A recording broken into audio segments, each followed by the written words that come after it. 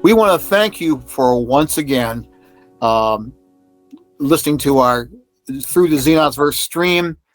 And I'm so grateful to have so many folks here who've been on our podcast, the Where Are We Going podcasts, and they're all going to introduce themselves here. And as you've probably already seen them, you may already know who they are by the labels on their screens. But labels aren't what define us. It's what we say and who we are. And I'm so grateful to have them here to share with you and share with our viewers and share those who are watching everywhere, whether you're in Xenos or not, whether you're Dennis McCallum or just somebody disinterestedly floating from the web into this broadcast, just to share what Xenos really is and what it isn't. And we really want to encourage our people who are our audience who are listening to really listen in and listen to a conversation that we're about to have. And I'm going to throw the floor over to you, Ronnie, and ask you just to maybe introduce yourself if you wish. I know everyone here has been on our podcast. But if you want to introduce yourself, you can, and just share a few thoughts. And then after we all share, we're all going to just, like I said, just see what we can to pick up on one another's thoughts and see where we're going. Because I think there's a lot that we need to be considering tonight. Go ahead, Ronnie. Hi, I'm Ronnie. I'm 27. I joined in January of 2015 is when I joined Xenos.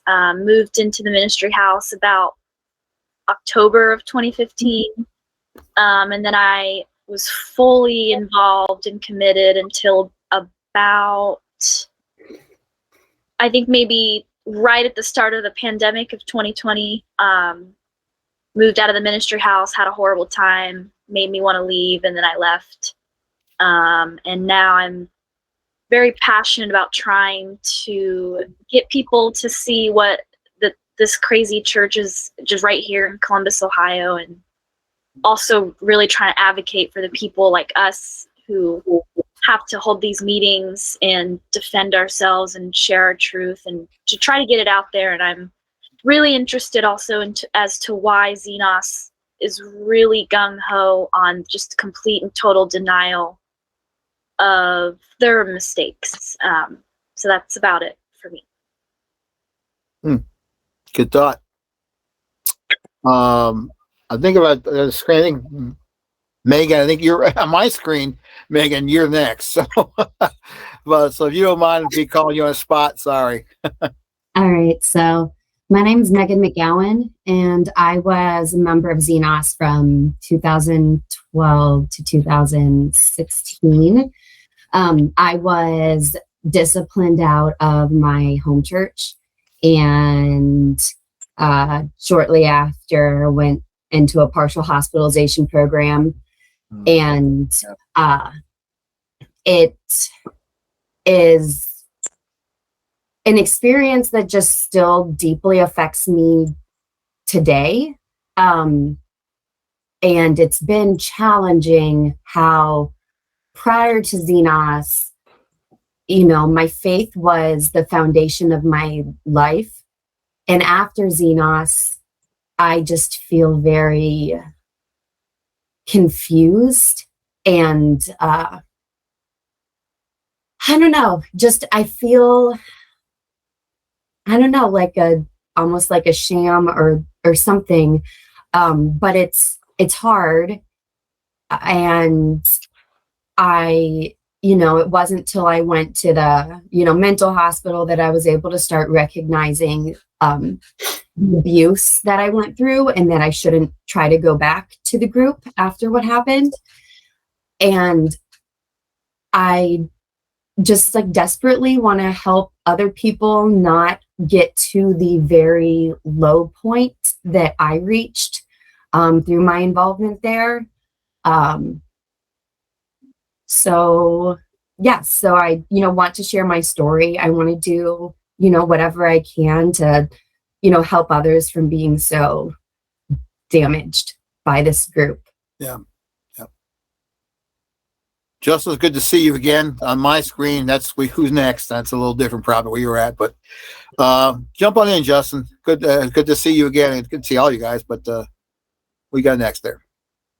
Well, I'm Justin. I've been here a few times now, so it's pretty sure people know my story by now. But let's see, I joined around 2005. I was excommunicated around, let's say, 2009, where I just kind of had the interesting story where I didn't have the same experience everybody else did. I was just kind of told I was no longer welcome. My attitude, where I was going through a lot of personal stuff in my life, they told me that I was too sad and that I was bringing people down, and I just wasn't allowed to be around anymore if I was going to be that kind of influence and affect new people coming in. So spent the next almost 10 years just really not quite understanding what I had gone through until I had started listening more to the people saying, it sounds like you were in a cult. And then I started watching Leah Remini's series, Scientology and the Aftermath. And I started seeing the parallels with what I went through to what they were talking about. And that's when I realized, I think I was in a cult. And I started reflecting on it, and eventually I was able to admit to myself that, I went through some stuff, that I was a victim. And when I was finally able to admit to myself that I was a victim, then I started my healing. And so I've spent the last several years just trying to raise awareness, especially when I moved back to Columbus about 2018 from Southern Ohio and West Virginia, Huntington, West Virginia area. I just started trying to spread awareness to let other people know that it's okay to realize what you went through, and the really hard part is just admitting to yourself that you were a victim, that you were suckered into it, and to just be okay with that. There's nothing wrong with it, and to try to keep as many people, not quite stop them from entering. I mean, you're free to choose that church if you want to, but just to let them know what they're getting into before they go. Right. Right. Joe, you're next. Batter up. All right. So my name is Joe. I joined Xenos as a senior in high school in 1988, and was a full-fledged Xenoid until I left in 2005, late 2005, early 2006. I was on staff full-time and part-time for most of my duration there. And I got to work directly with a lot of the founders. Had some low-level leadership roles in addition to being on staff. And the reason I'm here is, a lot very similar to the others in that I just kind of wanted to share my story as a means of hope for other people that are either considering leaving, or if they're in Xenos and they feel a little discontent or weird. And also for folks that have left, I think a lot of times while you're there, you're sort of indoctrinated to think that if you do leave, that it is a spiritual compromise at best. A lot of times you hear people literally saying that your life is going to pretty much fall apart if you leave, or if you're not in Xenos, you're not really walking with God, that kind of thing. And so when you leave, a lot of people, myself included, believe these things. So when I left, even though it was a good decision, my life didn't get better right away. It took me some time to get my bearings, and there really wasn't any support directly related to that. I didn't have contact with other people that had left. I moved to Washington, D.C., which could have something to do with that. But so, I just want to be like a voice of hope, a voice of reason, and something that maybe some people can relate to. All right. Last but not least, Colin, welcome once again. I'm sorry I had to do a little technical tweaking in the background there. So go ahead, sir. Nope, I'm the closer. Well, my name's Colin Fitzpatrick. I am what they would call a Xenos baby. So I was in Xenos from 96 until 2020. And that's all I knew until these past 3 years. That's all I've known is Xenos everything.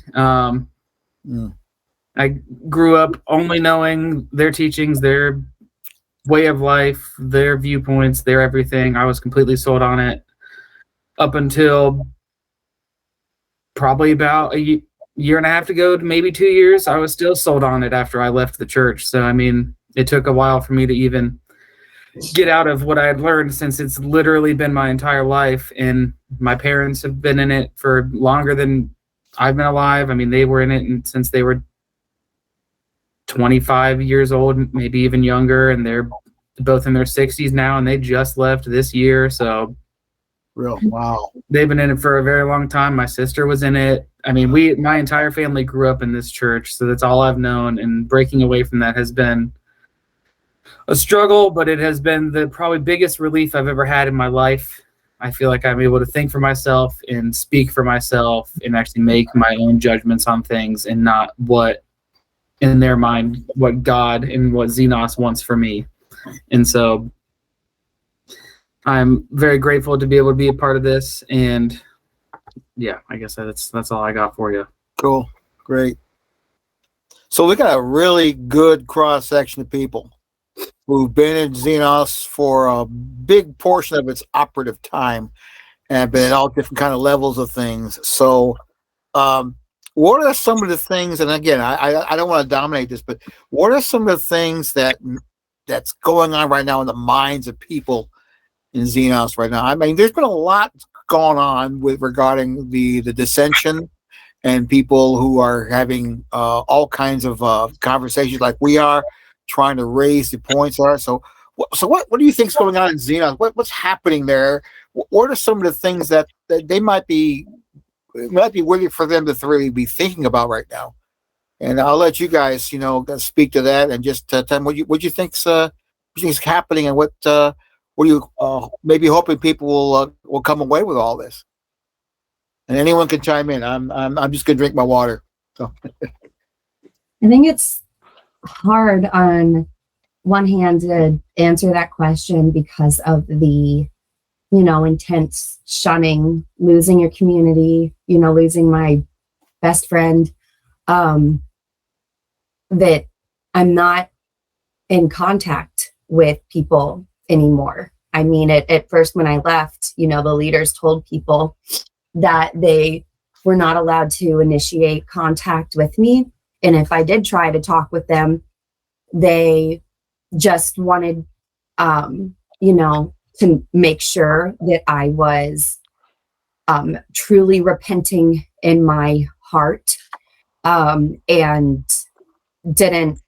there was no sort of relational interaction beyond just almost being on trial and everything I said, being questioned.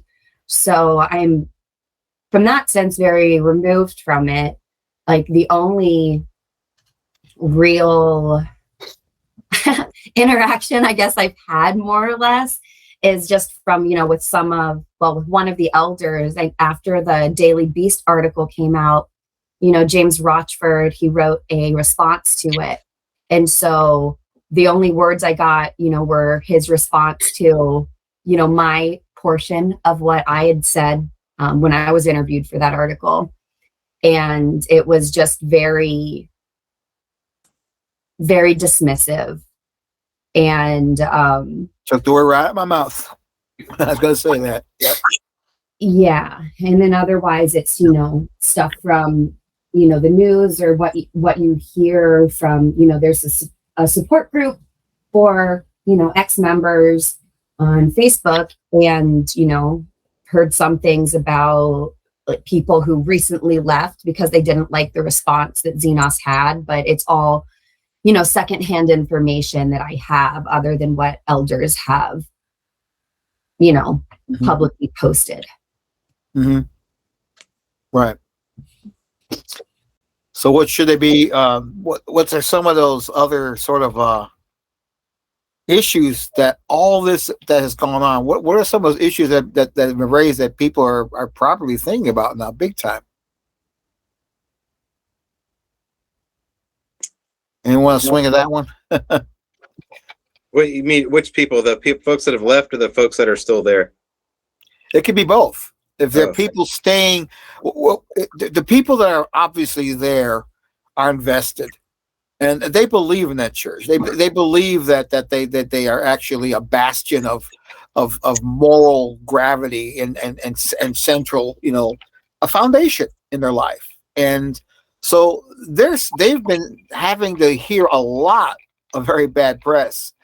And so I guess I'm just quite curious. What do you think is going on in their minds? Those there, and then the leadership. What would they not be saying as well? I mean, Oh. I'm just interested to hear what you think people are saying about all this controversy going on, whether they're in or out, and what are some of the considerations that maybe they should be thinking about. And I don't want to say should. Nobody wants anyone to tell you what to think about, but what are some of the questions and some of the issues that I would hope that they would be considering? I can tell you exactly what they're thinking and saying in response to everything that's been going on. It's what they've been saying for years when anything like this has kind of come to fruition. I mean, I was in the church when like the Dispatch article and stuff like that came out that kind of started this whole movement of NBC4, Daily Beast, you getting involved, all of these other outside sources. I mean, the Dispatch was one of the more recent things before this huge, I guess, snowball effect. But everything that everyone always has said that this is good persecution. This is our way of being persecuted in the church. We're not being stoned. We're not being taken out of towns and thrown into the street. This is our way of persecution. This is God telling us that we are doing a good job and that we need to keep doing what we're doing. And so then on top of that, the argument would be, okay, well, what about these people that are saying that they were hurt and traumatized and damaged from this church? Well, the answer has always been, and probably still is, because that's just how it is that, the evil one has their grip on them. This is just the evil one using them now in a new way to kind of take away people from God's good work.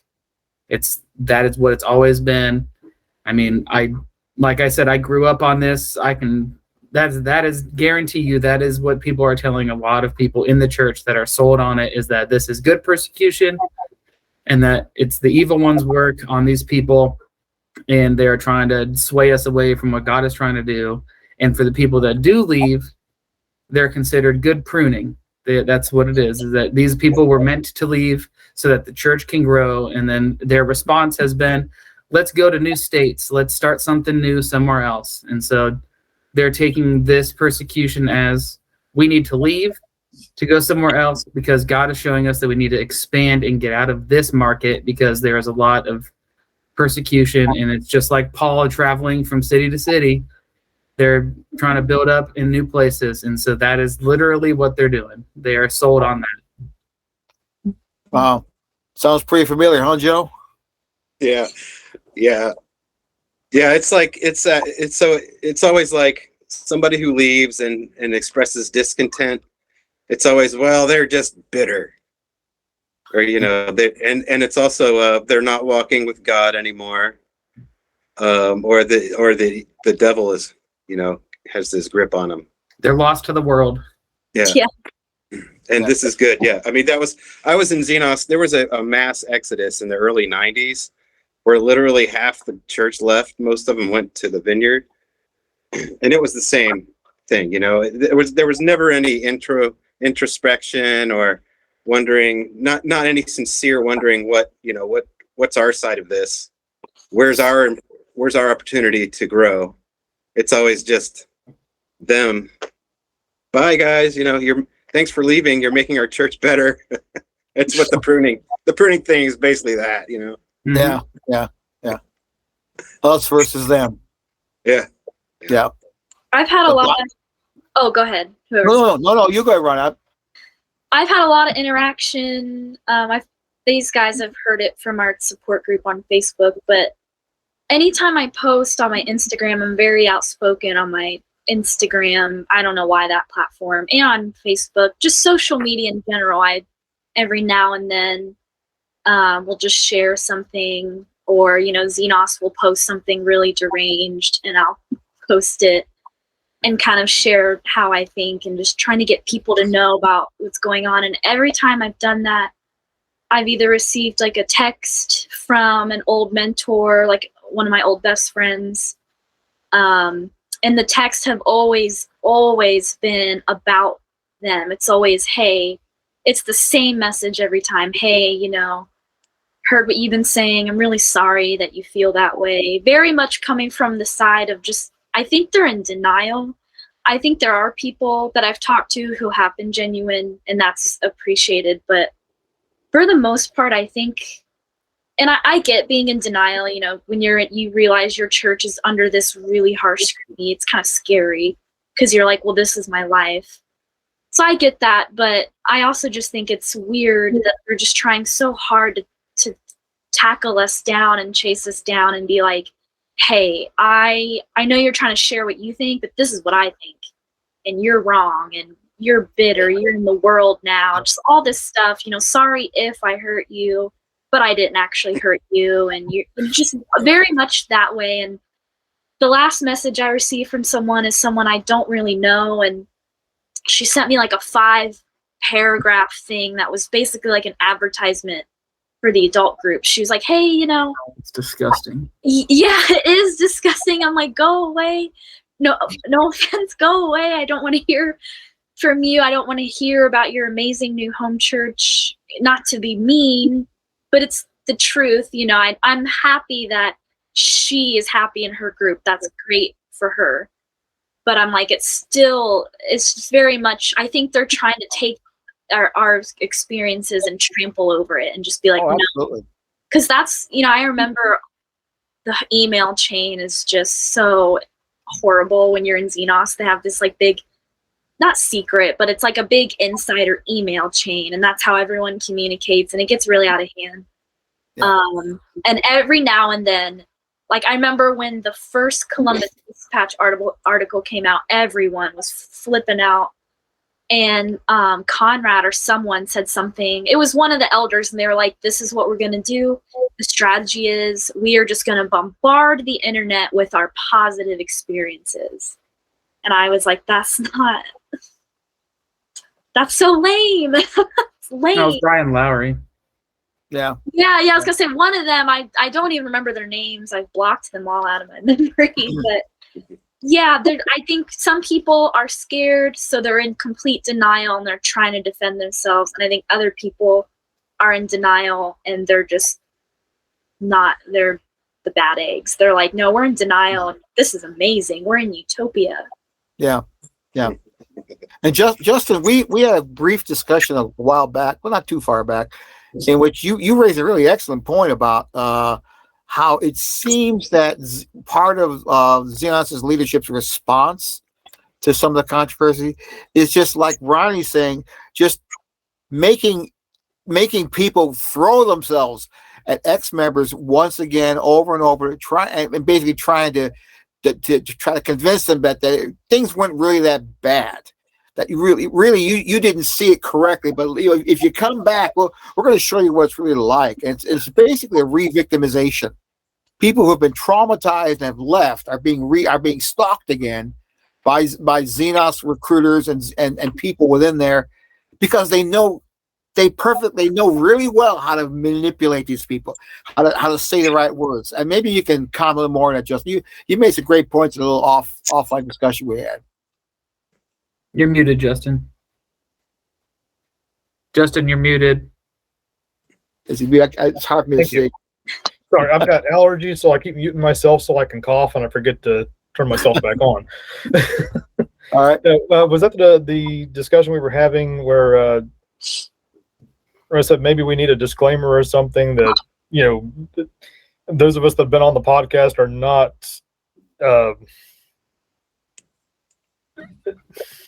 what's the word I'm looking for here?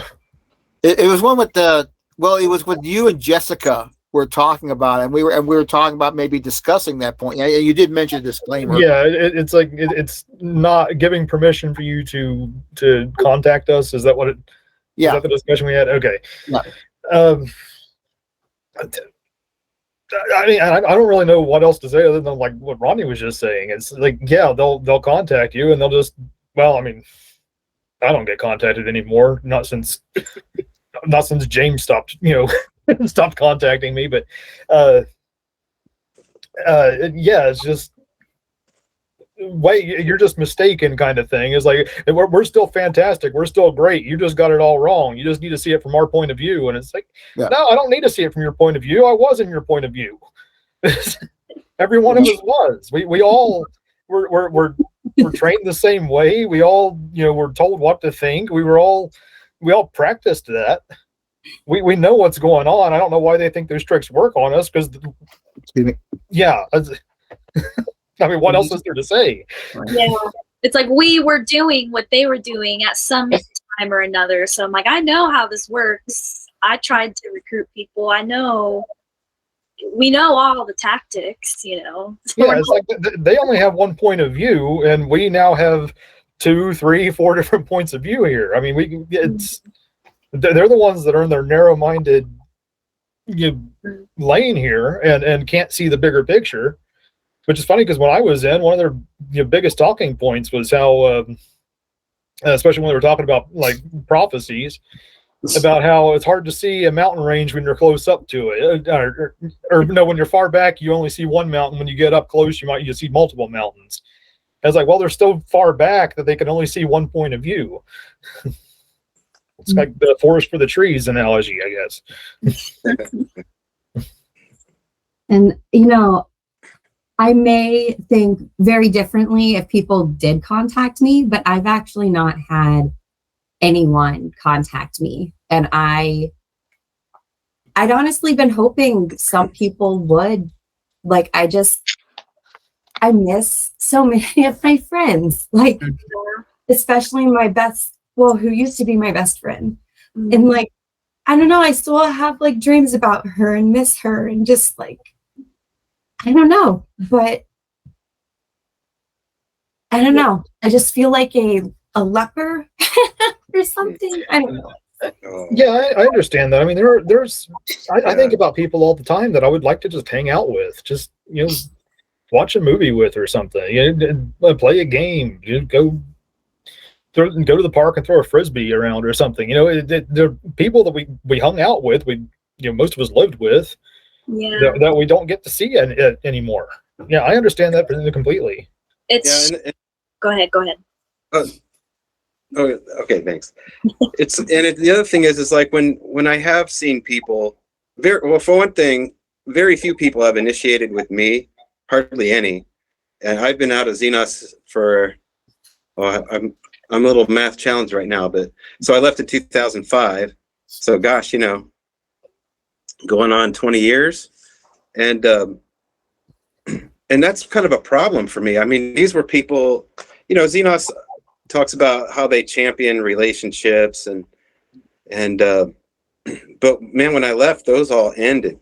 And I mean, I have one friend that we can actually have a normal conversation, and he's a really cool guy, and I like hanging out with him.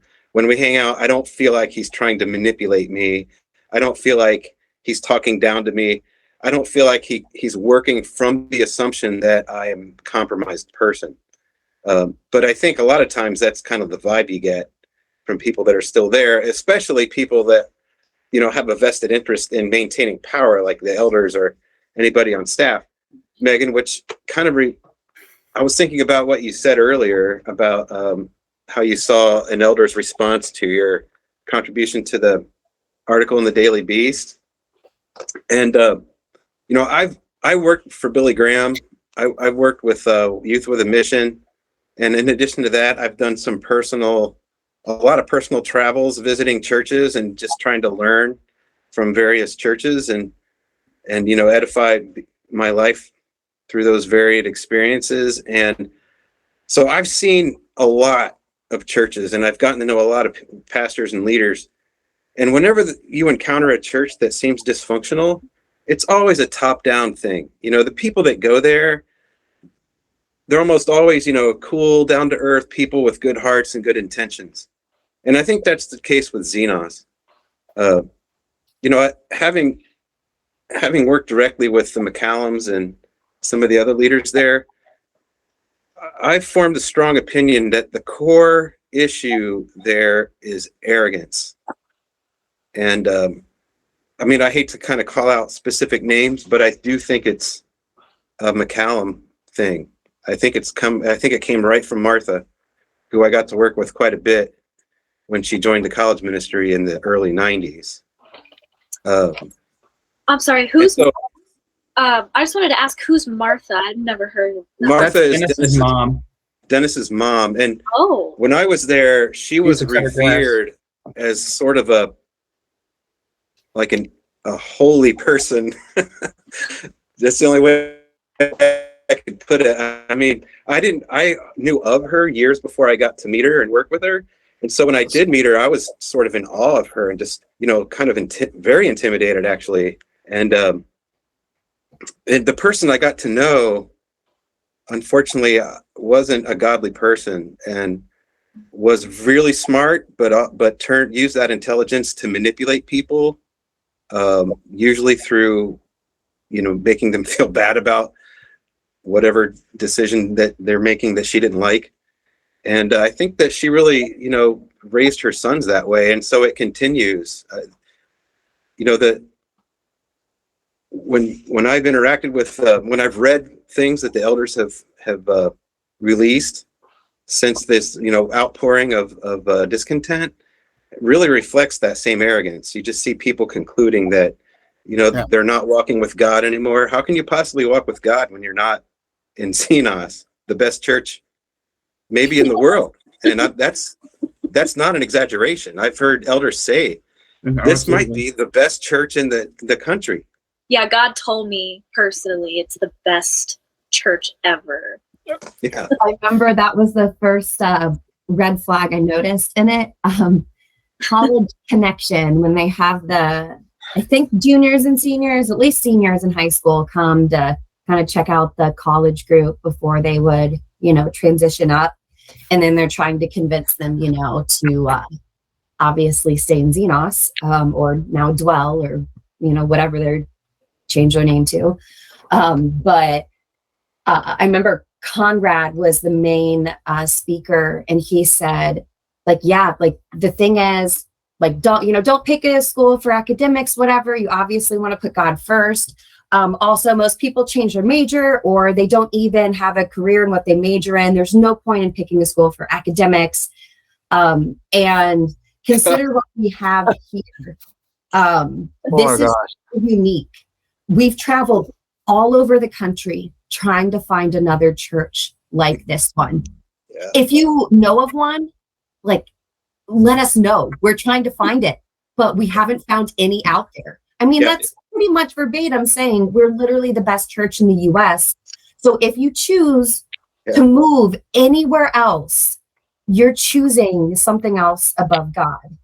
And they'd have people give these really manipulative testimonies, freshmen of I was accepted into Harvard, but then I decided it was more important for me to follow God. So I stayed here and my life is great. And every year there's one like that. That was the first one. And I remember, being jarred by that because I joined Xenos after I had graduated from college, and I, went to a different school in a different city and knew for a fact that you can follow God in another city, in another church. And, I thought it was controlling, but at the same time, I was so invested and remember thinking, well, there's no church that's perfect. There have always been things I've disagreed with, and, in any group I'm part of. And so, I took it as I disagree with this, but, I don't remember if I was already living in the ministry house or just about to move in, but so easy to overlook it and not take the big red flags. Yeah. It's crazy that you say that, because they were doing the like Xenos is better than every other church thing for even younger than that. Because in the high school group, every year, well, at least when I was in the high school group, they did this thing every year where they would do church visitation trips. We did that in leadership training class. I don't know if it's the same, but continue. Sorry. Oh yeah, so it's they would every year. So they would pick a state or a city to go to, and they would map out like 5 to 10 churches, depending on how many they could do, like in that time frame. And they would pick the like more spiritual of like these select high school groups that were recommended by their high school group leaders to go on this trip run by Brett McCallum and I think a couple other like volunteer college group leaders. And we would go to these different states. So like, for example, I was chosen to go my senior year, and we went to Pittsburgh, and we visited probably about 6 or 7 churches. And then at the end of all of it, we did a ranking system. And so we wrote down every church on this whiteboard in Xenos at the end of it. And we wrote down, and we went through like, how was their service, their fellowship, how was the teaching, like, what different aspects of it, of like, different things that you would want to break down. And we ranked it from 1 to 10. And every single time we got down to Xenos, everybody was saying 10, 10, 10, 10. And so Xenos was ranked number 10 and everything. And we were better than all these other churches every single time, except for when it came to like hymns, because we don't sing at Xenos. But we were always blown out of the park for like performance, but like we always made fun of that. And so I mean, we did that. And also it was never like announced to these churches that we were coming. It was very hush hush. And if people started asking us where we're from, I remember multiple times we like ran out of these churches after the like sermons were over to leave, because people were onto us because they recognized Brett.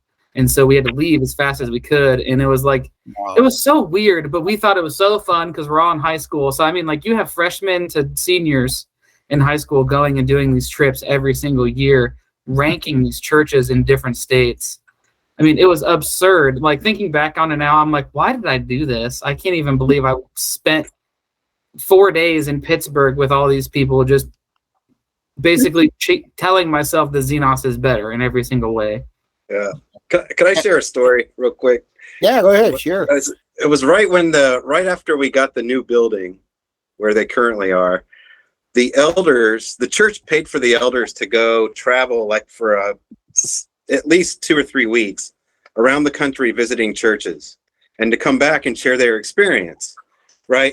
And by this time I'd been a Christian for almost 10 years, and I'd done lots of traveling, and I'd visited lots of churches, and I always developed friendships, and I learned things, and my walk with God was better as a result, because different churches have different emphasis, and you go someplace they sing a lot. I learned how to sing a lot, and it's a great time. My walk with God improved. So I was thinking they were going to come back and have the same thing. Like, wow, we met these people and they were so cool, and they taught us some new things about Jesus, and we're gonna try to adopt this and that and the other. Instead, it was the exact opposite, and I was shocked because I was, it's not what I was expecting. And I remember Dennis using a word "pitiful" to describe other churches several times, and then going on to just talk about how great Xenos was and how lucky we are to have it. Yeah. I was like, how about my money? You need to refund the church, man. You don't have to travel to be arrogant. You can just do it at home. Right. Yeah, you guys could have just stayed and you would have had the same conclusion. Right. Yeah. What we did was, definitely different in leadership training class. We didn't travel outside the city, but it would just be visit to, local churches, but pick ones that are really different from Xenos, just to kind of, get an idea on differences between churches. But then they would recommend going to churches that, we would find obvious faults with. So it wasn't really to learn about other churches. It was to go, wow, we have it together and look at these folks. Because, almost everyone went to World Harvest, where literally they're just up there, give me your money. I'm not joking, but the pastor who was up there told a story about how the day before, he was listening to one of his sermons and he was crying because he was so moved by his own servant. The Lord, not me. And I'm just like, holy crap. So it's like, you send people places like that. Rob Parsley. Rob Parsley, World Harvest Thing. Yeah. Athens, Ohio. Yeah. One and the same. Yeah. So anyway, but yeah, you send everyone there and you're going to think, wow, yeah, Xenos has it together. Like this guy's crying, listening to his own sermons and like telling everyone about it. And also saying, buy this book. It's been lauded as the best book in the United States about this topic. I wrote it. Like literally, that's what he said. Like but yeah, so that was the let's learn about other churches version that Xenos had for leadership. Do you remember when you said you were talking about? They said something like, "If you can find a better church than she." Let us know. And I was thinking like, and then we'll find what's wrong with it. Because that's really what they're good at. They're great at finding what's wrong with other people. What's crazy is if anyone did that to Xenos, they would flip out. I mean, and they would be like, how dare you come to us and do exactly what we do to you guys. People do that. Yeah, and like I remember Raphael, I don't know how to call it, forget, I think you wrote like a piece, you published a piece, and then Dennis kind of clapped back and quoted everything you said and had like something to say underneath. It was brutal. I felt horrible. I have yet to respond to that. I haven't had time, but I'm ready. But yeah, I know. I'm sorry. But at the very, very end, after he's having the biggest, I'm sorry, I'm just gonna be candid, the biggest tantrum on earth. And at the very end, he goes, and by the way, we are open to criticism. We would love nothing more than, and I'm like, that's what Raphael did, and he did it in a mature way. It was his opinion, and they were a bunch of crybabies about it. I'm sorry, they were. I was like, this is so immature, embarrassing for your life and soul that you published this. We're open to criticism as long as it's not critical. Yeah, pretty much. We're open to pre-approved and censored criticism. Yeah, there you go. Well, see, this is humanity, just people you can't stand, right? Right. My thing is, I've never actually heard them say that we're open to criticism. I've always heard that they're open to be fact-checked on their teachings. Oh, there you go. That's my thing. Is that it's always what I'm preaching, I want you to fact-check me on. I have never once ever actually heard anybody say, we're open to the criticism about how we run things. I've only ever heard how we teach things. Oh, yeah. So it's, I don't even know if they even open that door for people to let them criticize them. That's true. They do. They kind of disguise it. They're like, yeah, we're open to you telling us that you really think we're really good at what we do, kind of basically is how they say it. Right. Oh, and if you do say that, they will never forget it. Like no. William Lane Craig praised one small thing in the church 20 years ago, and it was on the website forever. It's their banner quote. Yeah. What they haven't ever explained is why one of the speakers of the Xenos Summer Institute from last year that we contacted about their involvement with them, why they mysteriously vanished from the agenda. And why they suddenly decided not to attend it. They didn't discuss it. They just said he wasn't going to be able to make it. So we haven't really discussed it much either. We made mention of it on our blog more. That's where most are. But stuff like that, they kind of roll off, right? It's just duck water off a duck's back, right? Mm-hmm. Yeah, you don't want to question their doctrine, man. That's their holy grail right there. Their doctrine and their teaching. And they'll lock horns with you on any sort of theological debate, man. They're eager to do that. Yeah. And I haven't even started that because my main issue I've made all along and will continue to make until Jesus comes where I drop dead first, is that it doesn't matter how orthodox you sound when you treat people like crap, when you grind them into dirt, when you treat them like they're like you said, Meg, like lepers. When you treat people like that stuff, it doesn't matter how pure you think you have a theological muster you can pass. Jesus says something a little more substantial about that when he talked about the parables of the sheep and the goats. And the goats say, well, wait. We want to get to heaven, Lord. Remember that part of the verse? He says, wait, all you workers of iniquities. And he says, and the judgment day, that's what he would say to them. And then what do they say? Oh, well, Lord, didn't we do great works for you? Didn't we do great papers for you? Didn't we do great theological treatises concerning you and the Christological nature of Christ before the manger? I mean, didn't we do all these great things for you? And he said, I never knew you. Get out of here, you workers of iniquity. Oh, don't forget that to me is a big bellwether when you talk about whether somebody's going to make it or not. Go ahead. I'm sorry. I'm preaching again. Oh, you got to throw in there. Didn't we win all kinds of theological debates with other people? Hey, Raphael, are you holding a copy of the Summons? I sure am. Oh, wow! I sure am. I read that when it came out, man. One of the worst novels ever. Yeah, it was. Maybe about does everybody know about the Summons here? I mean, everybody in Xenos, I'm sure, knows about it. Yes. Joe, I'm gonna let you be the man. I'll be your letter turner for you. This is actually a novel written by Dennis McCallum in the 1990s. So yeah, I've seen it. I've seen it on the shelves. I've never read it. Don't waste your just time. One of those things. It's like in every ministry house, but I don't know anybody that can talk about it. Do not waste your time. The small fellowship of Christians on campus needed powerful help to overcome the forces of evil among them. Although Sherry was new to the faith, a secret strength began to build within her.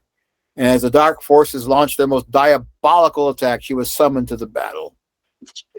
Dennis McCallum's novel is about a Christian college group.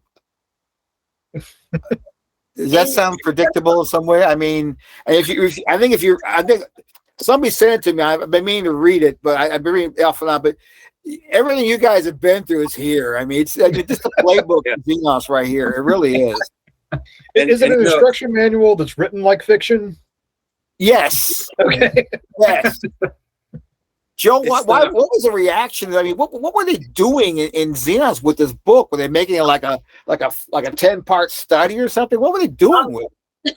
I had never actually heard of it while I was in Xenos. I remember reading a post about it in the ex-Xenos support group on Facebook, like years after leaving, but like no one mentioned that when I was in Xenos. I don't know if at the point I was there, people thought it was so embarrassing that they pretended it didn't exist, but I just know the excerpts that I saw in the post were quality. I don't know.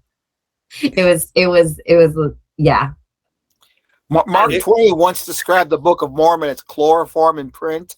This is fentanyl in print. It's awful. It's terrible.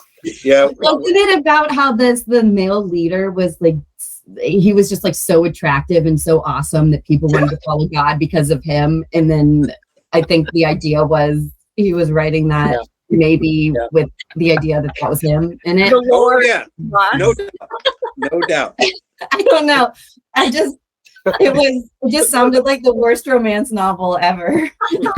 Did he mean this to be, semi-autobiographical or? Oh, it's completely autobiographical, man. And even the names. I mean, there's a we've changed these names, that thing at the beginning, but hardly any. Like Sherry, I know exactly who he's talking about, and her name is Sherry.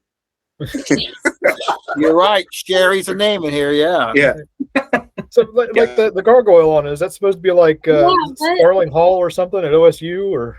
it's a gargoyle overlooking where the arena is at in the campus. See, so that's Okay, I always wonder if really that's like good. Sterling Loving Hall then, because it's got like gargoyles and chess pieces and stuff along the Really? Well, there you go. Yeah.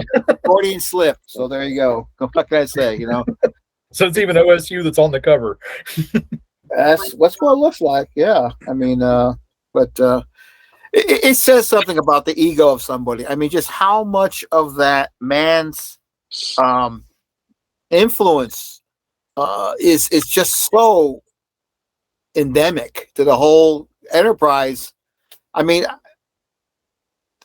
to me, I'm thinking, look, I'm a minister and I believe in the church. I believe in Christian faith and evangelism and church planning and being innovative, yada, yada, yada. I believe in that stuff. But really, everything I've seen from what you folks have shared is that there's only one person, there's only one chief among the tribe there, and it's not Jesus. It's Dennis McCallum and his legacy. That's what he wants. And that's ultimately what all cult leaders want. They want an immortality that they can create themselves, where they can negotiate and narrate. I mean, they negotiate their own narrative, their own how they look. And there's so many people in Xenos bound by that. I mean, and these are the people who are now struggling with this behind all the circled wagons that Xenos been throwing up. So I mean, what are some of the things you can say to people that are lost in such hero worship? What are some of the things that they might want to think about? It's like to me, on the outside looking in, I mean, any man that beats up on his wife and lies about it is someone that just needs to be looked at a little closer. I mean, what are some of the things you guys might think about that, or the institution itself? I think, well, I don't know if this quite answers the question. I just kept thinking about how brutal and weird it was. They loved to do, so we had cell groups, which was like men's, women's small group on a Friday or whenever. There was different times, different days, but it was meant to be like ministry house, committed people only, kind of secret, not secret group. And we would do like a 10-week study on his books and the other leaders' books. And it was just exhausting because for weeks and weeks and weeks, you were just reading the book, picking apart everything. Sometimes every now and then there'd be like a good point, but it was mainly just worshiping every word that they would say. And it was just really hard and honestly kind of boring. It would be weeks. Sometimes even like we spent like 2 months, 3 months just going through one book. So they love, I don't know if that answers the question, but they do that a lot. No, it does. Like, why aren't we reading from the Bible? You know, the Bible's one thing, but why are we so focused on these books? And because this is just one man's opinion. Right. And just completely digesting everything and making sure we knew everything. And it was just exhausting and weird and confusing sometimes. Yeah. I mean, it wasn't just that. In leadership training class, LTC, Yeah. they handed out their books like candy. You know, it's like you had to read this book. Here's their book. This is what these first couple weeks are going to be on, is this book. We need you to read through this many chapters and then write like your opinion on it and your takeaway from it and what did you learn from it. I mean, that was the first like 2 or 3. I think every single LTC, they gave you one of their books. You would always get a book. You would either get Dennis's book or Rochford's book. They passed them out and they had you do reports on them for the first couple weeks, and then they would move on to something else and talk about other topics. But it's always been the same thing. Yeah, I agree with Ronnie on that. They've focused a lot more on how can we build up and continue to kind of solicit what our elders are saying more than what God is saying. Yeah. So you're talking about books that were written by Xenos Dwell authors. Correct. Okay. Like Dennis McCallum and James Rochford. Those were the books that they handed out. They handed out Discovering God. Yeah. Satan and His Kingdom. why I forget Rochford's books. I just remember those two because they handed those out more than once, was Satan and His Kingdom and Discovering God, which are both written by Dennis McCallum. I've still got a copy of Satan and His Kingdom, and I've still never read more than the first chapter. But I've always joked that I don't know what this book's about, but by the title, I think it's an autobiography. Raphael, I think, there's, when you ask that question, it's kind of like, what do people need to know about the leadership at Xenos? And, I feel tempted to sort of launch into sort of character assassination and maybe recount some of the terrible, unsavory things I've heard from Dennis and from other leaders there. Some really vulgar. They're not scared to get really vulgar, but I mean, even I've been around campfires where elders would talk about their wives in a way that, man, if I heard someone talk about my wife that way, I'd punch him. But yeah. I think it's maybe for me, it's like the most important thing is there a sense of love and acceptance there? What's the verse about loving even the least of one of these? Like the weakest person. How do you treat the weakest person? And that's how good your church is. And the thing about Xenos is that your value there is completely dependent on the leadership's perception of your contribution to their mission. Correct. Right. So you're supposed to be effective. You're supposed to be obedient. Martha used to teach on obedience all the time, and now I kind of see why. But so, and if you're somebody who's struggling, and if they think that those struggles are either a threat to the church or are hindering your effectiveness for a long enough a period of time, you will be shunned, and maybe not necessarily disciplined, but people are going to approach you with the assumption that you're compromised or you are,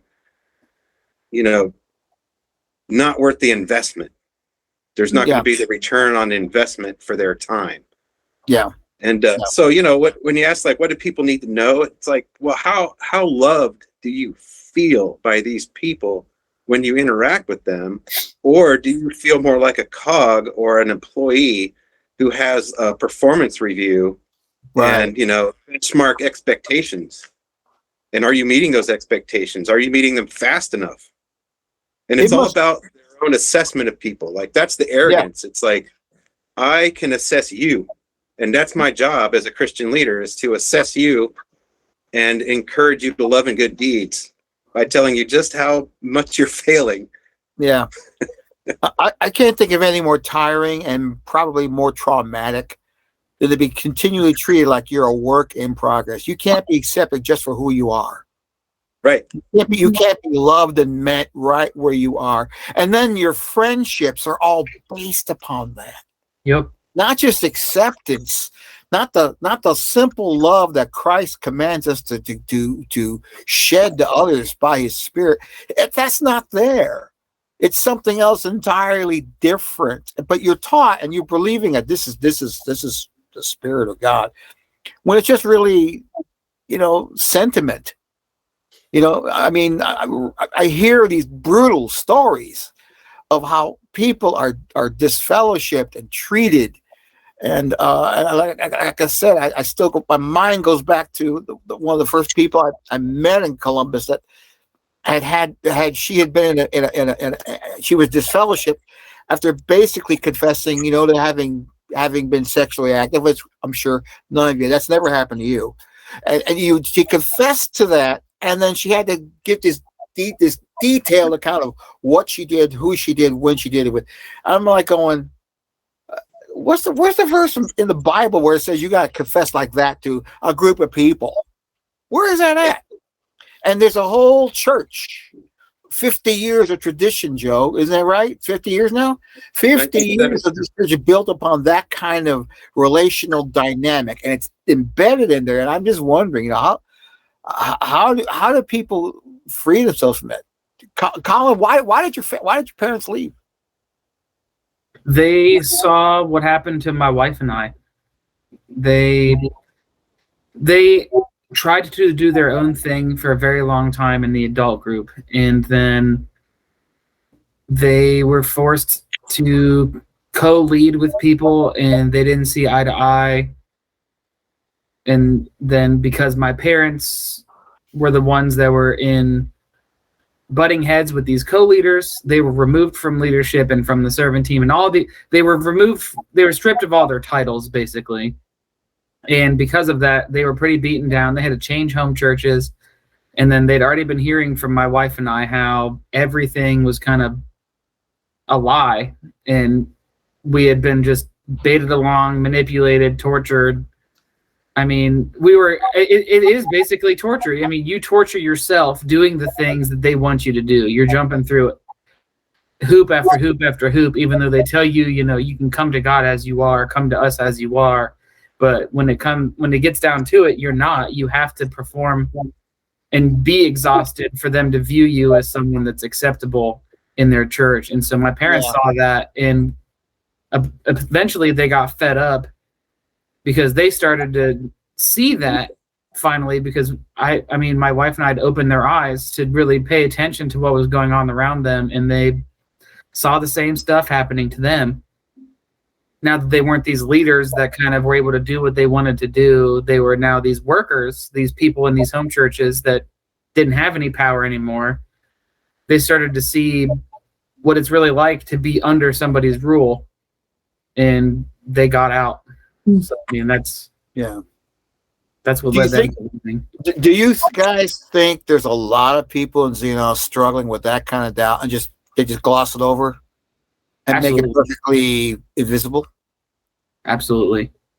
Yeah, I mean, you're gonna lose everything, like your whole community, and not just like you're losing the friendships, but all the people you're closest to, the people whose opinions you value, are now going to talk about you as, oh, she walked away from God, she chose this over God, and she didn't want this enough. And that is, and even if you're not consciously thinking that, it's it's like this it's ever-present threat that's there. And I mean, and then just the pressure. And even before, when, like at the beginning, when I was doing well and was, considered, good, at least ish, at ministry and whatnot, and I was getting some more and more, whatever responsibility or trust or praise from others in the group, there still was just so much pressure. I mean, people are so competitive with ministry, and then like, you better have something to report every week at prayer group, in terms of what you're doing. There better be a new person you're talking to, reaching out to. Like, if you don't have something to share about your own personal ministry at prayer group, it was almost the idea of, why are you there? And I know at one point I just got really anxious about praying out loud in the larger prayer group, when it was like the really dedicated workers, men and women combined, before we broke into cell groups. Because you pray for an hour straight. I have really bad ADHD. The vast majority of the time I was paying attention. Every once in a while my mind wandered a little bit. Even if my mind only wandered for like a single minute in that whole hour, I would then be so anxious. Oh my goodness, I'm going to pray. And then I'm going to pray about something that someone already prayed about during that minute. My mind wandered. And then everyone's going to know my mind wandered. And then I would just be like, ugh! Or, you start talking the same time another person starts talking. Anyway, so I was just a little anxious about it. And then my discipler told me, I'm going to talk with the other, leaders of the home church, because I think, if people are coming to prayer group and they're not praying, that we should kick them out of prayer group. And I was like, holy effing. Yeah, that'll solve the problem. Like, I have to make sure I pray out loud at least once every prayer group, or they're going to kick me out of this. And I'm just thinking, like, I am fully like listening. I am praying along with others. Like, I considered that active involvement in a prayer group. But then it was basically, okay, make sure to try and say something like toward the beginning so that you didn't accidentally repeat someone, because you know how like everyone would snicker a little when someone would repeat the same thing someone else had already said, and I'm not excluding myself from that because it'd be like, oh my goodness, were you listening? You like think that in your head, which obviously is judgmental, but anyway, I was just like, I don't want to be that person. Yeah, prayer groups could be brutal. It got to the point where it wasn't even about praying anymore. It was about everyone showing up, look at me, I'm the most committed, I have this. I mean, and you can really tell, it doesn't take a genius to sit around and kind of read the energy of the room, and people would pray and I'm like, that was genuine. Because we're all human. It's really hard, even if you don't have ADHD, sitting there in silence for an hour. It makes you self-conscious. You're jam-packed in this crappy little house, and whoever's house it was, and everyone, it's sweaty, it's hot, like there's so much to think about. And yeah, the snickering, I mean, I think, yeah, I was guilty of that too, of course, because you get in that mentality and you're like, well, other people are snickering, I'm gonna snicker too. But it's really sad to look back and just be like, no, they have no compassion for people with disorders or whatever you want to call it, such as mental illness or stuff like ADHD or any of those kinds of things. They have zero compassion. It's like, unless it's really bad. Yeah, but even then they're like, well, it's all on you, and that means you need to show up and you have to try extra hard to pay attention. If you're not, then that really says a lot about you. Or you're sitting there letting your anxiety get the best of you, and it's like, well, yeah, anxiety because people are laughing, or even after prayer groups.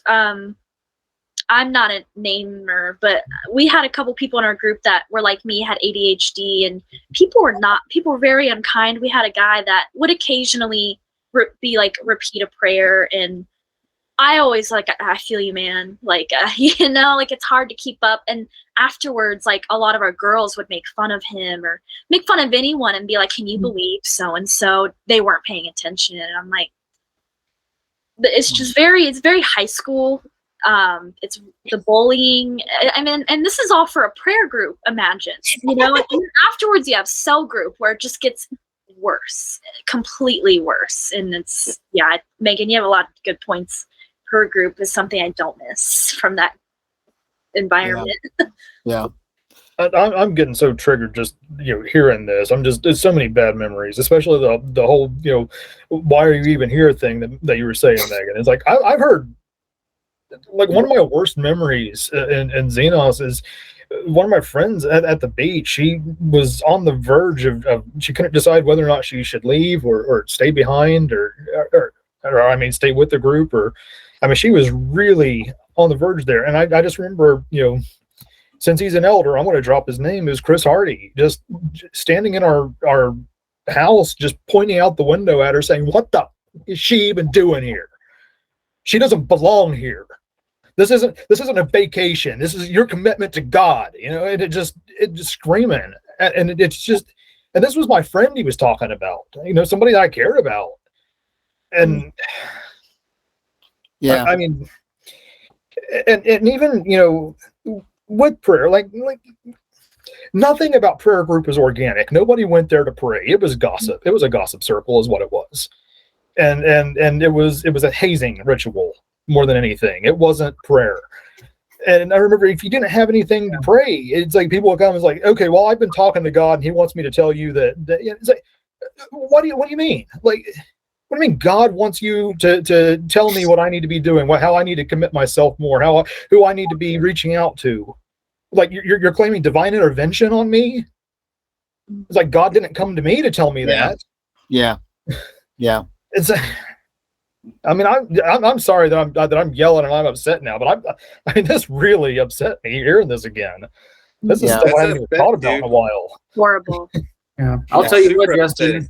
Oh, go ahead, Raphael. No, I'm just listening. I'm just saying, I'm agreeing with him. I know it's been rough. It's rough to listen to all this stuff. It really is. But go ahead. I mean, you speak to that, guys. Oh, well, I was just gonna say that for the beach trip thing, my beach trip was always very different from what you described. It was the exact opposite of godly. Every single beach trip was very much like, a free pass to like for sin, basically, is what I felt. It was like you could drink as much as you want, you can go out with all your friends, and you know, everybody was in these like, it was like the free pass for like the dudes to be able to lust after the girls because they were always all in the same house as you, and they're all dressed all in bikinis, you know, because if we were in Columbus, it would be just so frowned upon, and the girls would be called sluts and this, that, and the other thing if they were in bikinis. But once we're at the beach, it doesn't matter it doesn't matter. Girls can dress however they want. Dudes can look at the girls however they want. It was very much like a free pass for everybody to just kind of do what they wanted to do. Yeah, the double standard. Yeah, that was the same thing with mine too. It's just this particular instance, it was he wanted her gone, so he was just going to badmouth her. Yeah.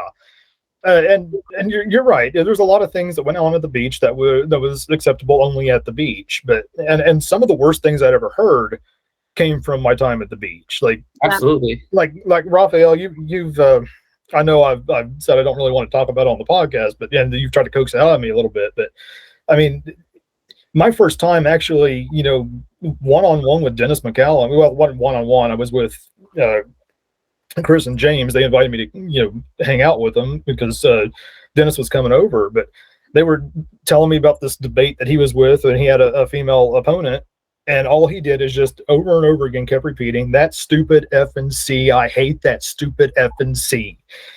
Over and over again. I mean, that was my interaction with him. And this is the founder of our church, the leader of our church.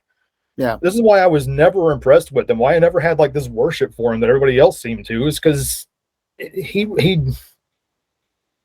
don't even know why. I know why I stayed in that church as long as I did. It's because, you know, we were all hostages. But right. But I mean, years ago I should have left. Right. I should have never got to the point where they kicked me out. I should have left because of this. Right. One of the things I'm so scared about is wondering, like, would I have left on my own if I wasn't excommunicated? You know, because I know initially when I was excommunicated, my goal was to come back. Like, I remember right after that, you know, discipline meeting, and then, you know, they voted, and I came back in and then met with the female leaders, and they're like, "Yep, voted to kick you out." And I'm like, "All right, well, how am I supposed to use this to like grow in my relationship with God? What does it look like in terms of me coming back, like in terms of time frame or steps?" And they're like, "What? We're surprised. Like, why? Oh, we never heard of anyone talking about wanting to come back like immediately or whatever." And they didn't have like much to say, and there wasn't anything concrete. But why am I even, I forget even why I started this train of thought, but yes. Being afraid to go back, even being excommunicated or wanting to go back. Oh, yeah. So I wanted to go back, but I just wonder, like, if I hadn't been excommunicated, would I still be a member today? Like, you know, I never was on the other side of a discipline meeting. If I had attended my own discipline meeting as a voter or whatever, judge or whatever, you know, what would my response have been? And it's one of those things, you know, you hear about the, what is it? You know, that prison experiment, the Princeton Stanford prison experiment. Yeah, that one. Sorry. Yeah. But they call it the Zimbardo effect. Yeah, and you wonder, because you want to think that wouldn't be me, or the, you know, the experiment with the pain, the person saying, "Oh, administer more pain when it's a lethal like level," and the people just do it because authority says so, and you want to say, "I wouldn't do that. I'd be the person who would be ethical and, you know, whatnot." But it's so hard, because what would I have done if I was on the other end of a discipline meeting, or if like I had been really, you know, if one of my really close friends had been disciplined out and had, you know, expressed, you know, similar types of trauma to what I expressed, how would I take that? You know, would I be saying, "Oh, the person chose other things over God, the person's not walking with God, this person's deluded," or I don't even know all of what, you know, they exactly think about me.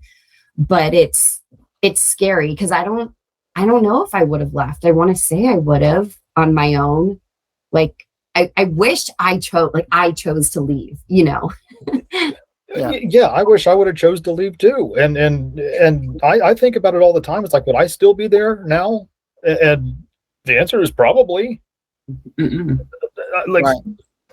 like if I was never told that I had to leave, or I never went through I never did go through a discipline meeting. I was just told, you're not welcome, you got to leave.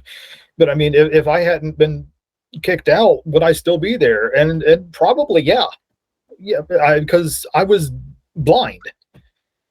Right. We all had blinders on, and we were all held emotionally hostage. And you know, your whole life is there. Everybody you know is there. Like you've not been allowed to talk to your family in months. So I mean, it's not like, you know, any of your friends outside you still have, because, you know, if you had them, I mean, like Colin said, you were born into it. I assume that all your friends were, you know, from Calumet and whatnot. But, Oh yeah.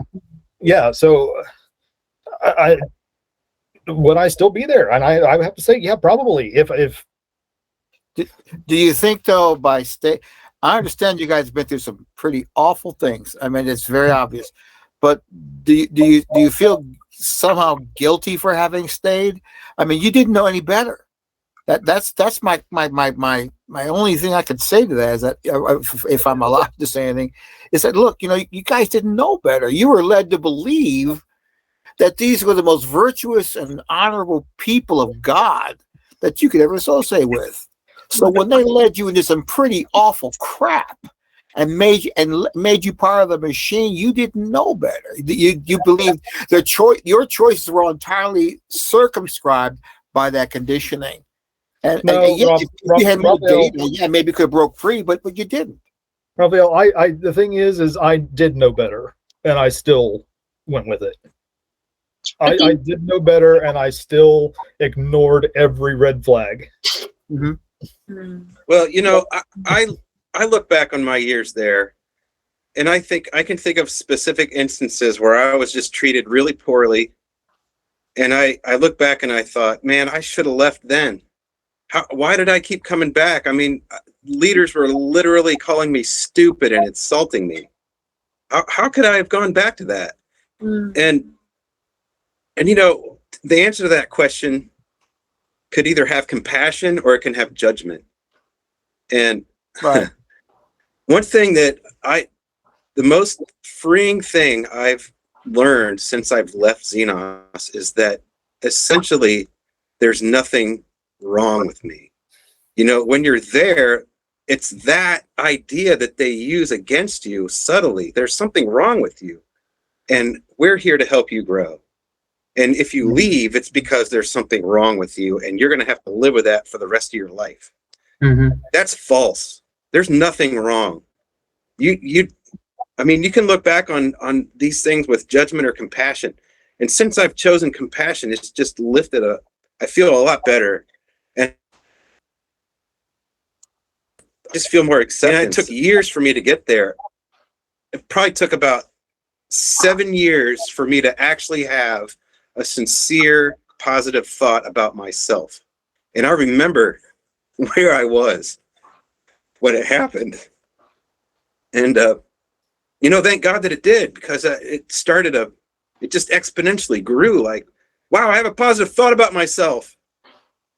And they just kept happening. And, you know, and it just pains me to hear, Megan, you referred to yourself as feeling like a leper. And man, that's just, you're not. There's nothing wrong. There's nothing wrong with the way you handled that stuff. There's nothing wrong with any, you know, you don't have to feel like you're in a deficit, because you're not.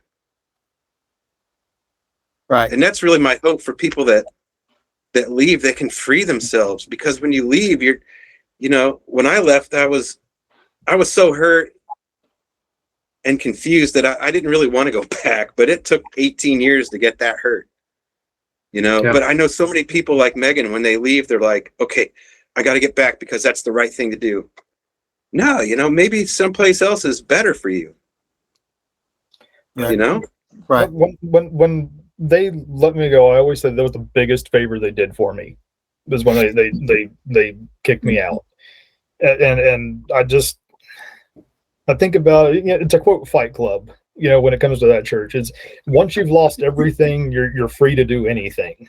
Yeah. Yeah. And once your ties are cut from that church, you're free to start healing. Mm. Right.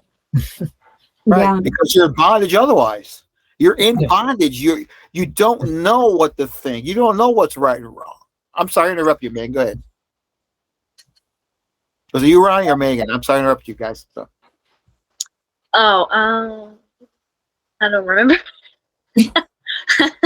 Oh, I was just gonna say a small thing about because I don't want to. Well, the point of this is for us to talk, and it's gonna be triggering and hard, but I don't want to hone too much in on the discipline meetings because it's truly traumatizing stuff.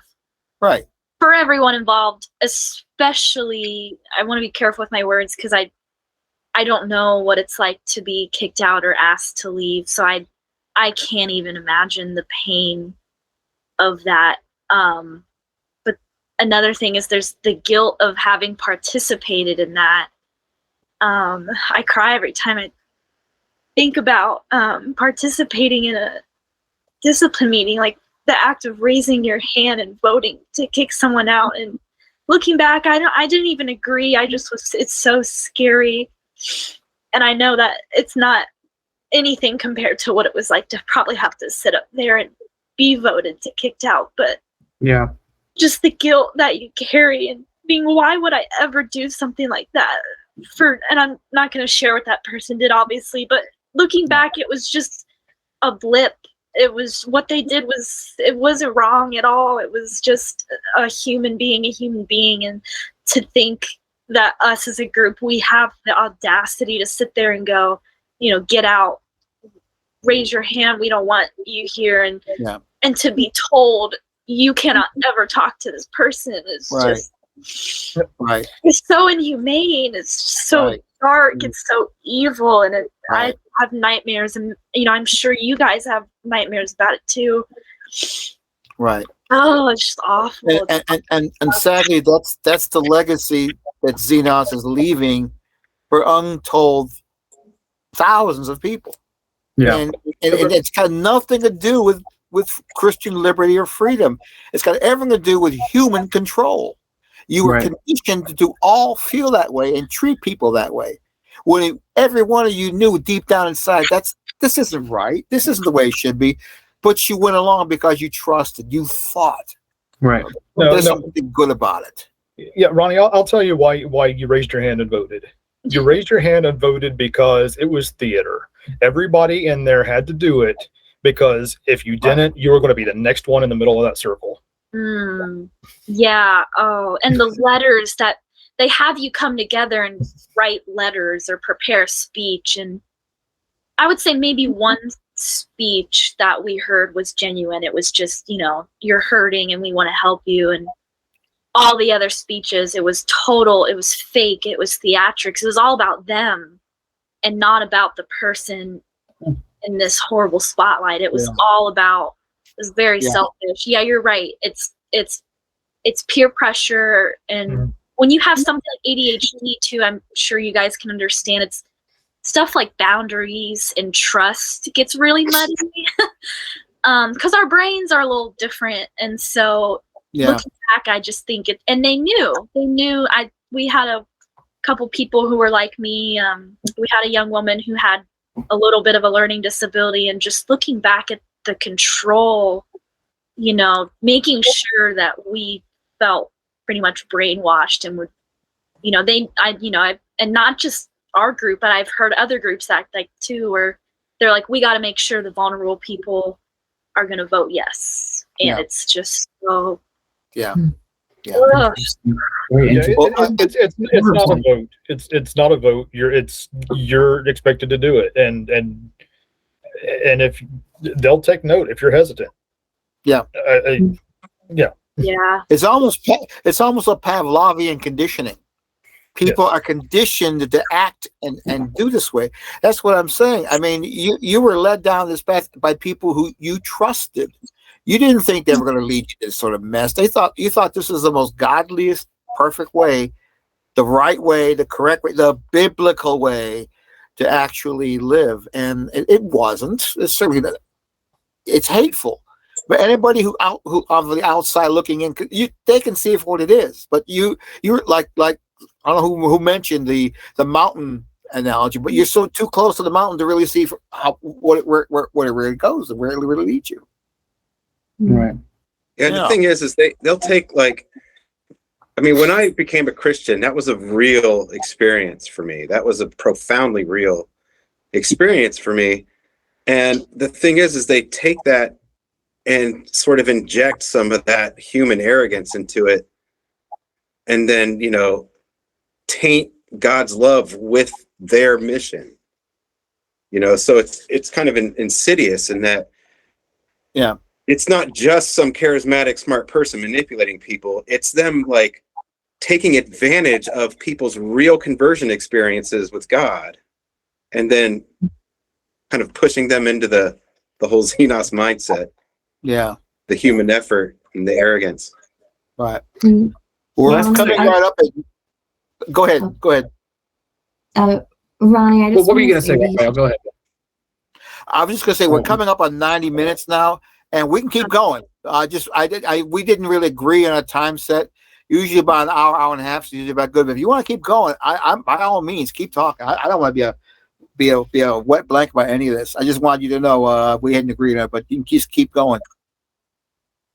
Gotcha. Well, go ahead, Megan. You were saying something. Megan, what were you saying something?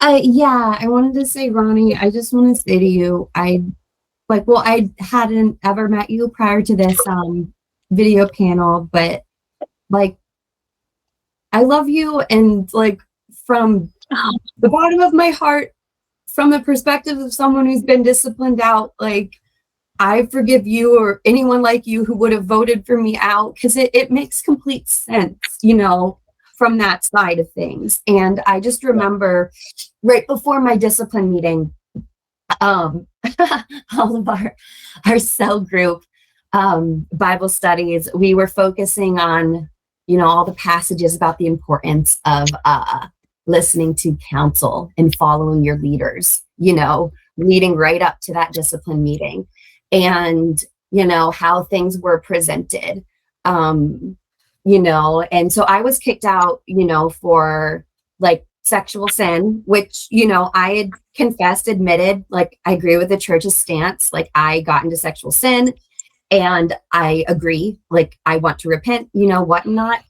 But the way it was presented, everyone there probably thought I was like regularly having sex. I was still technically a virgin, but everyone probably thought I was like crazy promiscuous, sleeping around like crazy with my boyfriend or ex-boyfriend or whatever.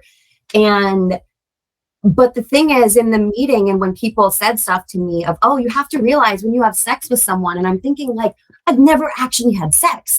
Like, but I couldn't say that in the meeting because that would come across as very prideful, and I'm not actually repentant because, I went further than I should have.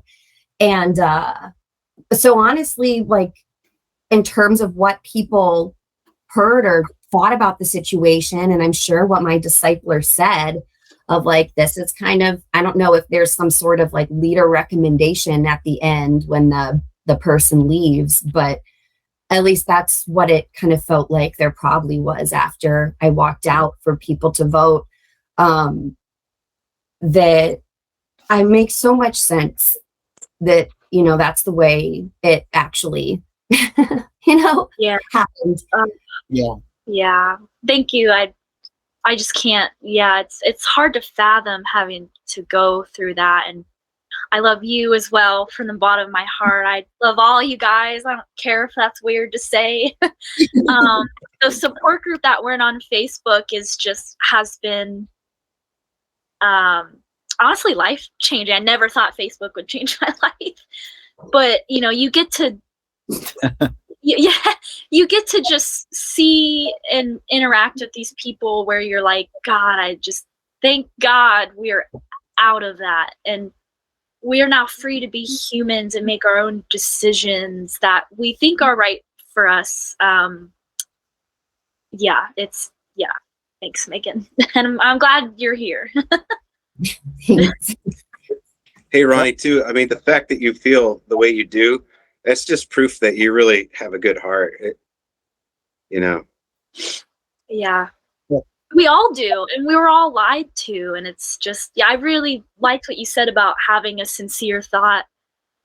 That's life-changing too, to be able to be like, oh my gosh, all of that was just hogwash. All the stuff that we were taught is fake, and it's manipulative, and it's wrong, and it's vile. And we're all of us here, we're smart, we're capable, we have huge hearts, or else why would we be here, and have these opinions? And it's just crazy to think that there was a time where this whole church was like, gosh, Joe and Megan and Colin and Justin and Ronnie, they don't know what they're doing. And it's like, you're wrong.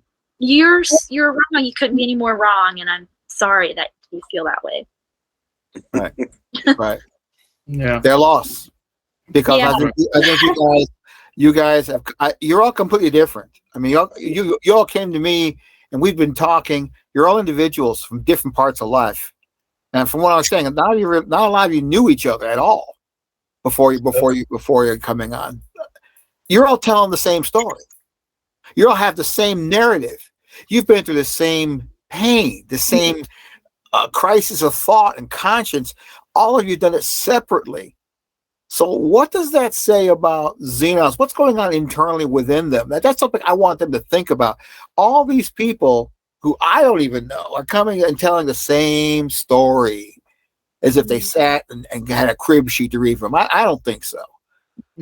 There's something going on in Xenos they don't want to talk about. They don't want to think about.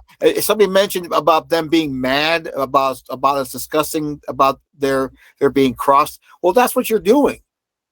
By just you being you, giving your story, giving your own testimony, is driving them crazy. They can't handle that because there's no way they can refute that.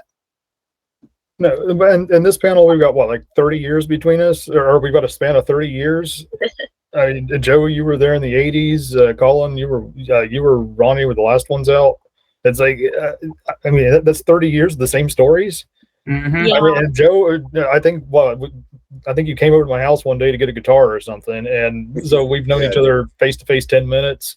Raphael, we've known each other an hour face to face. It's like A couple hours.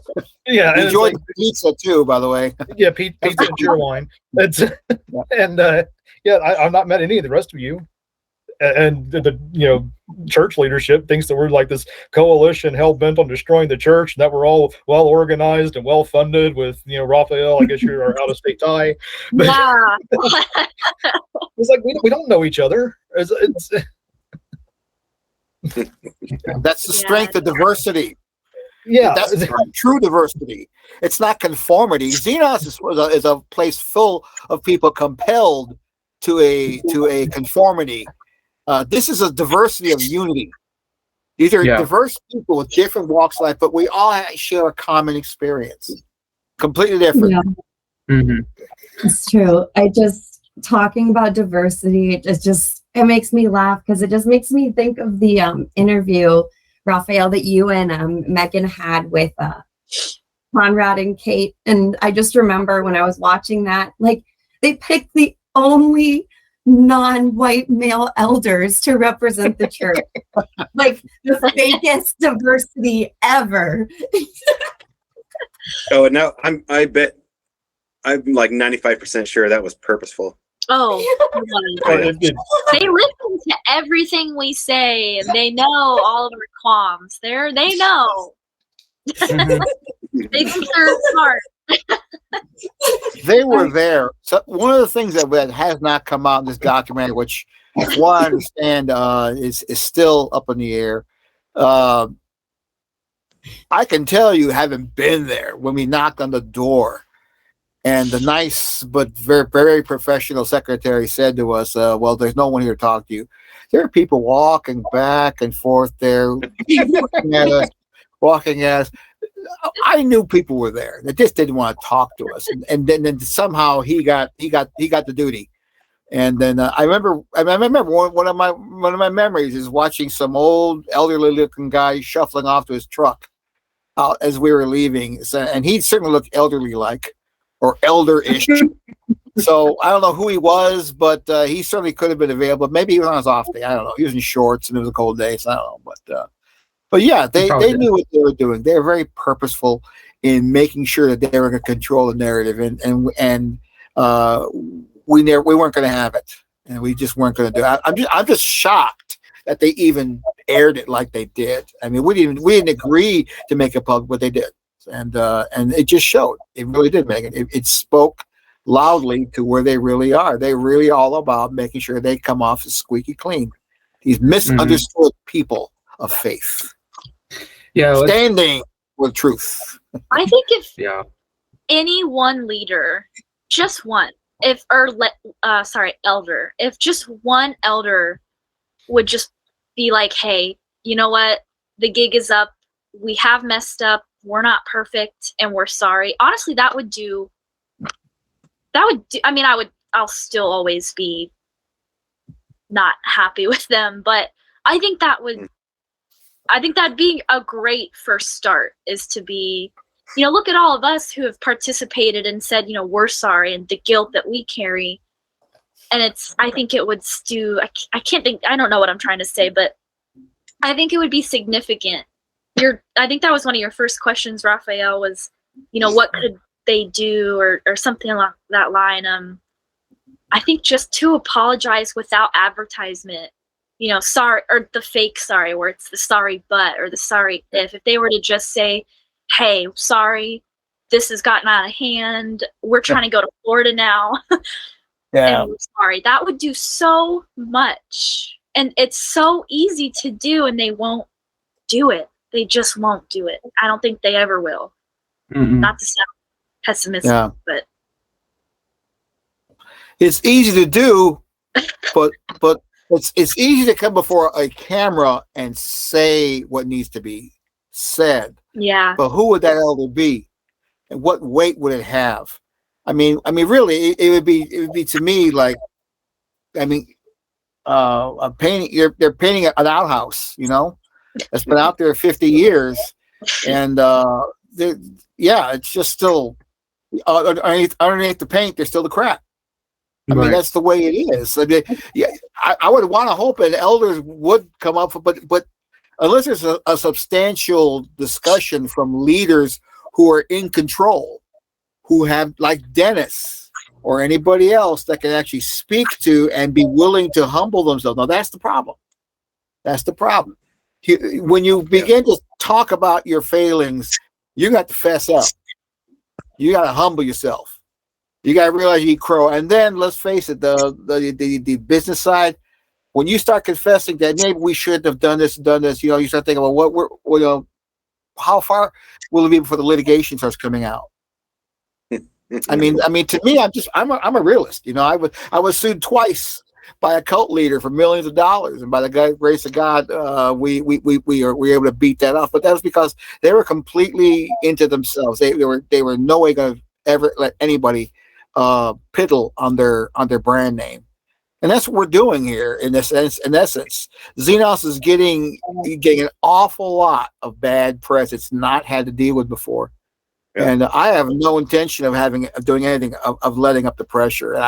And simply because the pressure and all the pressure is just your testimony, what you people are saying, just telling the truth. They don't want to hear that. I would like to see a change. I'm praying, but my eyes are open. It's one of the great books I'm reading. I'm reading a book called "Praying with Your Eyes Open," and that's what I've been reading. And I'm a realist. I'm a realist too. I understand. Raphael, you asked me how I felt about the leadership's response to the hundreds and hundreds of people that are speaking out. And I think I expressed some pessimism, but I want to change that stance. I'd like to redact that. Yep. And say that I actually have nothing but optimism and hope for them. But the caveat is that the change that needs to happen is a heart change that can only happen from the power of God. Human effort is not going to do anything here. So, like Ronnie, I've sort of longed to hear admission and maybe even an apology, although so much time has passed, an apology would be kind of empty and a waste of time. But And the reason I feel that way is because that's how God feels about me. God has nothing but optimistic hope. And I'm thinking of one of my favorite verses in the Bible, which is 1 John 3:2-3. Look, I'm not going to start teaching or preaching here, but look it up, man. Hope is what transforms us. And I hope that they will repent. Right. That's a good way to put it. Yeah, that's very admirable. Well said. Yeah. I hope they would too. Oh, I used to be so that's angry why with we reached out to them. And I still would like to pick it up with Kate and Conrad. I really would. But Yeah. how far that will go, we learned pretty quickly that they weren't in any position to really speak. But who knows? Maybe now, after a year of this, they might want to listen to me now. Who knows? And really, the essence of my hurt at Xenos was that they didn't have the kind of hope that God has for me. And they parted ways with the Lord when they started to assess me as non-responsive, as compromised, as putting me on the bad list. That's when they parted ways with the Lord, because God doesn't feel that way about me. And I'm not going to return I'm going to feel the way God feels about me towards them. But I have spent years angry. And it's okay to feel angry. You should feel angry when you're wronged. Anger is a proper response. They try to, they always say people leave because they're bitter.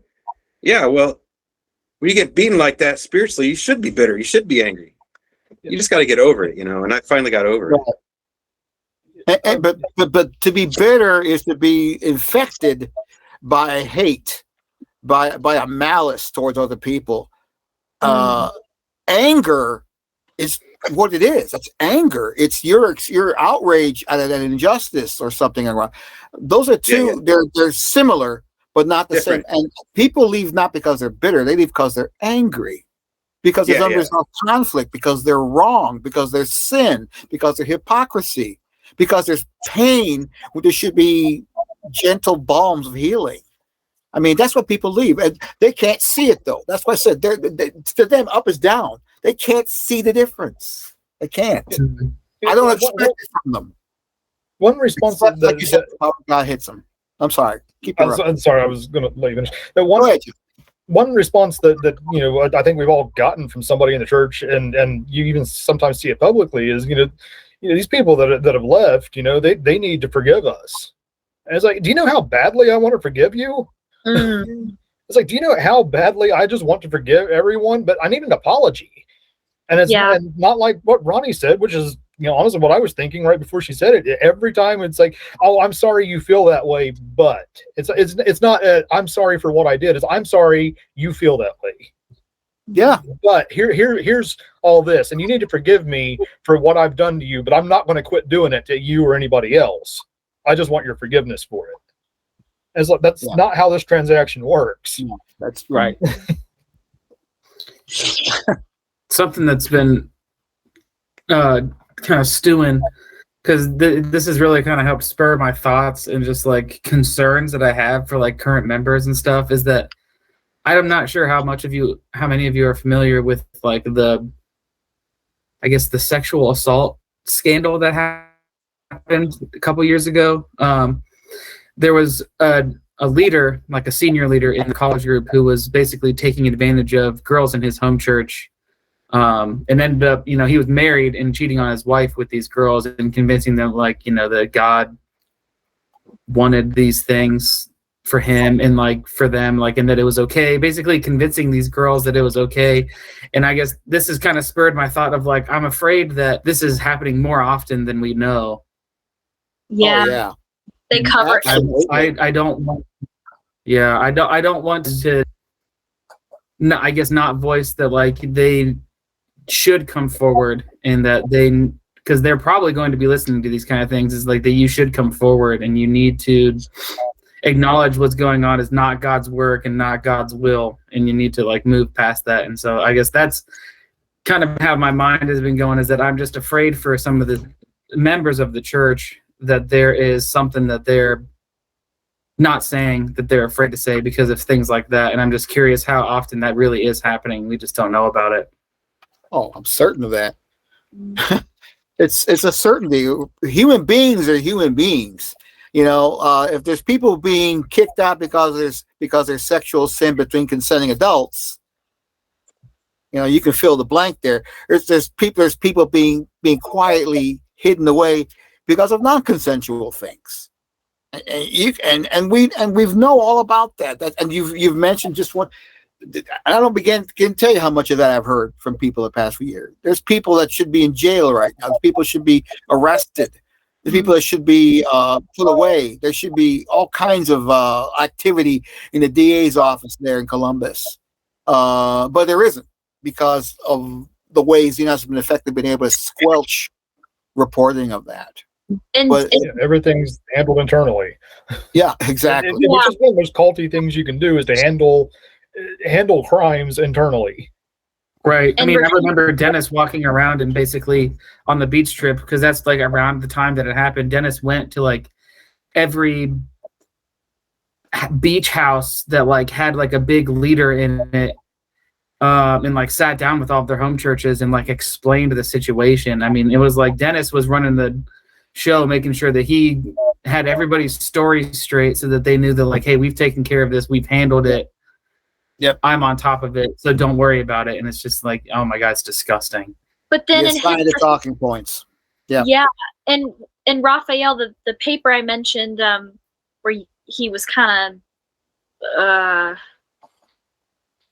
sorry, I just lost my train of thought. The back and forth with me and Dennis. Forth, he explicitly states we've never ever had a sexual scandal.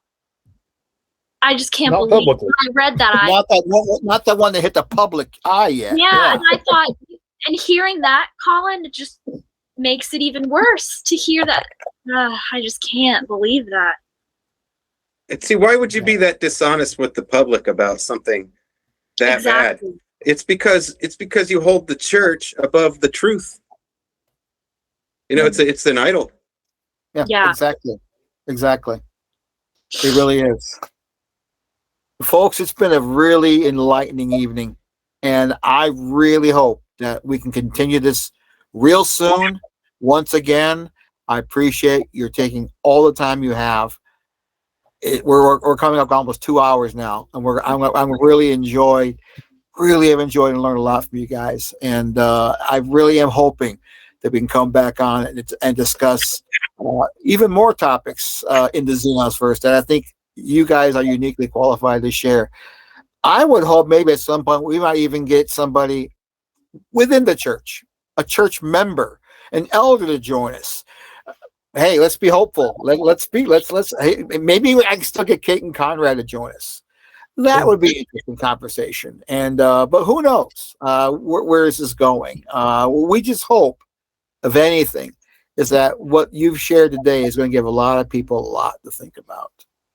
And I'll leave you guys, if you guys have any final thoughts to share before we end this broadcast tonight. Anybody else have anything any hope you'd like to share, or anything you'd like to say? Yeah, I mean, please, for anybody who's listening, think about what we are saying, what we've been through, because I know for a fact you've been through it too. And you're having the same doubts that we are talking about. That's my biggest hope, is that every time, I guess, when I've kind of put myself out there, is that I hope that I can help at least one person. That is my goal, is that one person will wise up and stop being hurt in that church. Yeah. Makes my suffering worth it. Yeah. I guess to that extent, like open invitation that, I mean, you have our names. I assume my full name is showing. I don't know. It is. Okay, cool. On my screen, it says you. So just checking. But, sorry. That's what mine says. Oh, mine says that too, yeah. But basically, I mean, if for anyone who is in and wondering and really questioning things, and if it would help to talk, send a message my way on Facebook. Please not to tell me how great your experience is. I don't necessarily want the messages Ronnie gets, but if anyone really wants to talk and really wants perspective, that's the whole reason of sharing this, is because I hope I can spare some people some of what I went through. Yeah. That's right. We're not going to tell on you either, because all of our Xenos friends don't want to be our friends anyway. Yeah. You're fine. You're safe. Yeah. You're safe. This is a safe space. Yeah. Yeah. We all walked away. They won't listen to us anyway, even if we did tell them. Right? Right. So And if say they don't one want to- anti-Xenos thing on Facebook and watch your friends list plummet. Yeah. Good way to clear it out. Now you know who the real friends might be, sadly. But Save yourself some time. Yeah. Okay, I want people to know that Christianity's been around for 2,000 years, and it did not take 2 millennia for Xenos to come along and be the one church that's better than every other church and the only one that's doing it right. right. Exactly. We do it better than Jesus. Anytime you find the perfect or the near perfect church, and you're around one, then you realize it's not, because you've showed up, and you're there, and that includes Dennis McCallum et al. All the way down. They are not God. They are not the third persons in the Godhead. The human beings have met with feet of clay, and they've been leading people around by their noses way too long, simply by that pretense. So, anyone else? And if not, we will just go ahead and last chance. Okay. Everyone said a lot of. I agree with. Yeah, not to be that person.